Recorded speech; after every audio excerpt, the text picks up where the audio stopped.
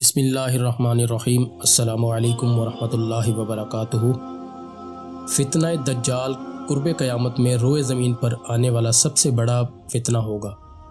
اللہ رب العزت نے انسانوں کا امتحان لینے کے لیے دنیا میں بہت سارے فتنے پیدا کیے۔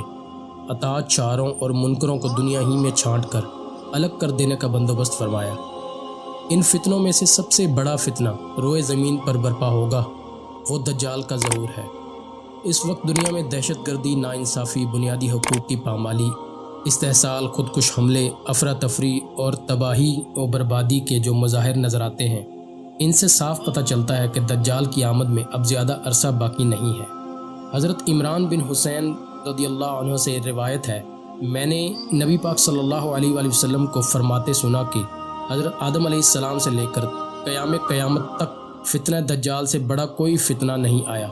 حضرت اسماء بنت یزید فرماتی ہیں کہ نبی پاک صلی اللہ علیہ وآلہ وسلم میرے گھر تشریف لائے اور فرمایا کہ دجال کے نمودار ہونے سے پہلے قحط سالی کے 3 دور آئیں گے۔ 1 سال آسمان اپنے پانی کا تیسرا حصہ روک لے گا، جس سے زمین کی پیداوار کا تیسرا حصہ کم ہو جائے گا۔ اگلے سال آسمان مزید تیسرا حصہ پانی روک لے گا اور زمین کی پیداوار بھی اتنی ہی کم ہو جائے گی۔ تیسرے سال آسمان اپنا تمام پانی روک لے گا، کوئی فصل نہیں ہوگی، اور نتیجہ یہ ہوگا کہ چھوٹے بڑے تمام جانور ہلاک ہو جائیں گے۔ حضرت ابو ہریرہ بیان کرتے ہیں کہ نبی پاک صلی اللہ علیہ وآلہ وسلم نے فرمایا، اس وقت تک قیامت قائم نہیں ہوگی جب تک دجالوں اور کذابوں کو نہ بھیج دیا جائے، جو 30 کے قریب ہوں گے۔ ان میں سے ہر ایک کا یہ دعویٰ ہوگا کہ وہ اللہ کا رسول ہے۔ دجال کا لفظ دجل سے ماخوذ ہے، جس کے معنی ہے چھپانا اور ڈھانپ لینا۔ کذاب کو دجال اسی لیے کہتے ہیں کہ وہ حق کو باطل کے پردے میں چھپا دیتا ہے۔ علامہ ثعلب نے کہا ہے کہ دجال ملمہ کار کو کہتے ہیں کیونکہ جس تلوار پر سونے کا پانی چڑھایا گیا ہو اس کو سیف مدجل کہتے ہیں، کیونکہ دجال حق کو باطل کے سبب چھپائے گا، اس لیے اس کو دجال کہتے ہیں۔ ایک قول یہ ہے کہ وہ روئے زمین کا سفر کرے گا، اس لیے اس کو دجال کہتے ہیں۔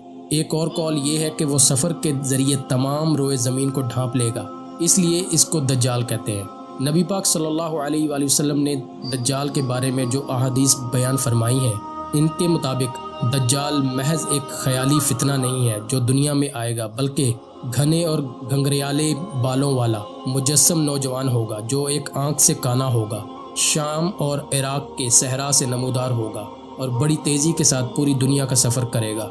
علامہ ابی مالکی لکھتے ہیں، دجال ایک معین شخص کا نام ہے۔ اللہ سبحانہ و تعالیٰ نے اس کے سبب سے بندوں کو امتحان میں مبتلا کیا اور اس کو چند اشیاء پر قدرت دی ہے تاکہ اچھوں کو بروں سے ممتاز کر دے۔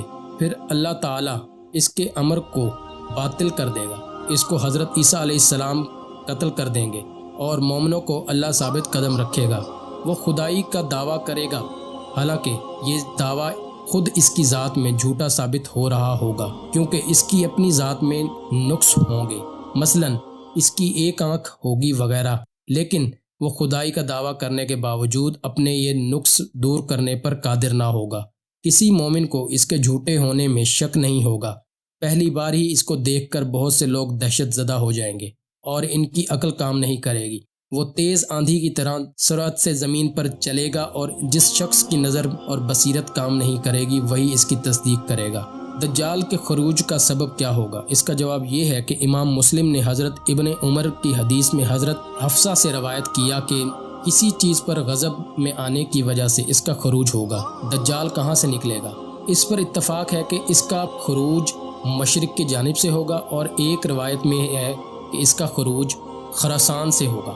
اس روایت کو امام احمد اور امام حاکم نے حضرت ابو بکر صدیق سے روایت کیا ہے، جبکہ امام مسلم نے روایت کیا ہے کہ اس کا خروج اصفہان سے ہوگا۔ وہ کسی چیز کا دعویٰ کرے گا۔ جب اس کا خروج ہوگا تو پہلے مرحلے میں وہ ایمان اور اصلاح کا دعویٰ کرے گا، پھر نبوت کا دعویٰ کرے گا۔ وہ مشرق کی طرف سے نمودار ہوگا اور دین کی تبلیغ کرے گا اور اس کی اتباع کی جائے گی اور اس کو غلبہ حاصل ہوگا۔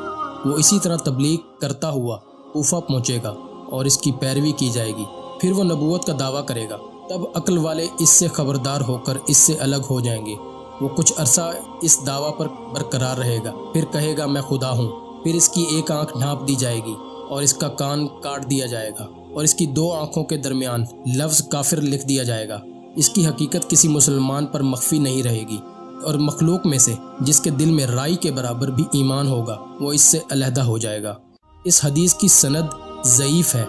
اللہ تبارک و تعالیٰ سے دعا ہے کہ ہمیں تمام ایسے فتنوں سے بچنے کی توفیق عطا فرمائے، اور رسول اللہ صلی اللہ علیہ وآلہ وسلم کی اطاعت اور ان کی سیرت پر مکمل عمل کرنے کی توفیق عطا فرمائے۔ آمین ثم آمین۔ انشاءاللہ بہت جلد آپ سے ایک نئی ویڈیو کے ساتھ ملاقات ہوگی۔ السلام علیکم ورحمۃ اللہ وبرکاتہ۔